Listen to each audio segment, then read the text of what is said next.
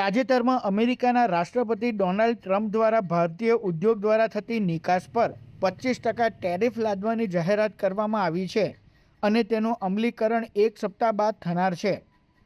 આ અંગે અંકલેશ્વરના ઉદ્યોગ જગતમાં સ્વાભાવિક રીતે જ ચિંતા જન્મે, કેમ કે સ્થાનિક ઉદ્યોગો કરોડો રૂપિયાની નિકાસ યુએસએમાં કરતા આવ્યા છે. ટેરિફ લાદવાથી ભારતીય પ્રોડક્ટ મોંઘી થશે અને તેની અસર નિકાસ પર પડશે. જો કે અંકલેશ્વરના ઉદ્યોગપતિઓએ એવી આશા વ્યક્ત કરી હતી કે આની અસર થોડા સમય પૂરતી અસહ્ય બનશે. લાંબા ગાળે ટ્રમ્પ સરકાર સામે તેમને જ પ્રજાજનો મોંઘવારીના મુદ્દે અવાજ ઉઠાવશે. બેશક ભારતીય પ્રોડક્ટ મોંઘી થશે અને તેની અસર નિકાસ પર પડશે, પરંતુ અન્ય દેશોના વિકલ્પો મોજૂદ જ હોય છે. ત્યારે આવનારા દિવસોમાં આ અંગેનો સચોટ ખ્યાલ આવી શકશે. આ જે ગઈકાલે આ ટેરિફ વોરના ભાગરૂપે એક 10%, 12%ની જગ્યાએ 25% ટેરિફ લગાવવામાં આવેલું છે, એના કારણે તાત્કાલિક અસરથી ચોક્કસ આપણને નુકસાન થશે કે અહીંથી જે આપણે એક્સપોર્ટ કરીએ ભાવ એના રાખીએ તો ત્યાં જતો 10ની જગ્યાએ 25% લાગે એટલે ત્યાંની પબ્લિકનો મોંઘું પડવાથી ખરીદીનો પાવર ઘટે.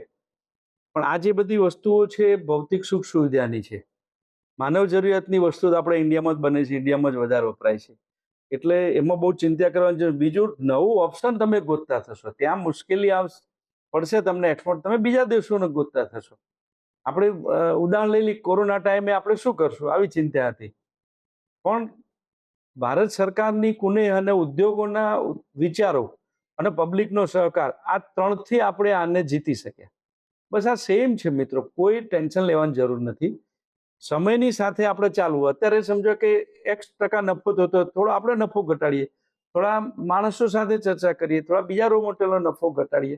અને આવા સમયે સર્વાઈવ કેમ થવું એ આપણે ઇન્ડિયનોને સારી રીતે આવડે છે. આપણે વેપારી કોમ છે, એટલે આમાં આપણે બહુ ચિંતા કરવાની જરૂર નથી. અગાઉ 25-26% નાખ્યું હતું, પાછું 10 કર્યું, પાછું 25 નાખ્યું, ત્યાંની જ પબ્લિક વિરોધ કરશે. એટલે ઓટોમેટિક એને સુધારવો પડશે કે વર્લ્ડની ઇકોનોમી સાથે બધાએ ચાલવાનું છે. એમ 25% વધારી દેવાથી પરમિનન્ટ એ એમને ફાયદો થશે એવું એમનો વિચાર ખોટો છે. અને આપણે હિંમત રાખીને વધારે માર્કેટ મેળવવા, બીજા માર્કેટ મેળવવા આપણા પ્રયત્નો કરવા.